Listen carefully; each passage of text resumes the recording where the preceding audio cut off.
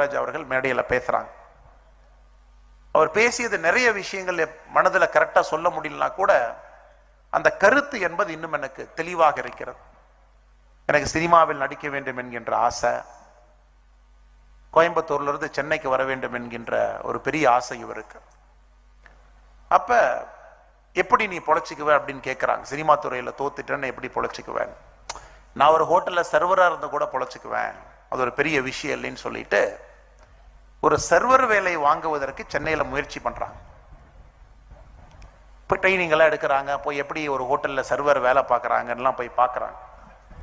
அப்போ பாக்யராஜ் எனக்கு தெரியுது உலகத்திலேயே ஒரு கஷ்டமான வேலைங்கிறது ஹோட்டலில் சர்வராக இருக்கிறது. அவர் சொல்கிறார், அன்னைக்கு அந்த கதையை சொல்கிறார். 19 ஆண்டுகளுக்கு முன்பு ஒரு சர்வருங்கிறது சாதாரண மனிதன் கிடையாது. ஒரு 6-7 டேபிளில் போய் ஆர்டர் எடுக்கணும். ஒரு டேபிளுக்கு 4 பேர் உட்கார்ந்தா கூட 7 டேபிளுக்கு 25-26 பேர். ஒருத்தரும் ஒரு விதமான ஆர்டர் கொடுப்பாங்க. அதை ஞாபகம் வச்சு உள்ள போய் மாஸ்டர்கிட்ட சொல்லி அந்த ஆர்டரை கொண்டு வந்து அந்த டேபிள்ல அந்த மனிதருக்கு கொடுக்கணும்.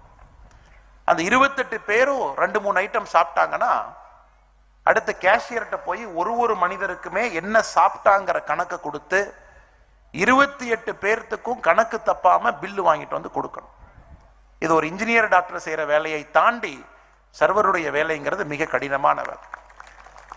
அன்னைக்கு எனக்கு தெரிஞ்சது ஒரு மனிதனுமே இந்த சமுதாயத்தில் எப்படி கஷ்டப்படுறாங்க. வெளியிருந்து பார்க்கும் பொழுது சில வேலை நமக்கு சாதாரணமாக தெரிந்தாலும் கூட எவ்வளவு கஷ்டப்பட்டு ஒரு மனிதனுமே வேலை செய்கின்றான் என்று. அண்ணன் பாக்கியராஜ்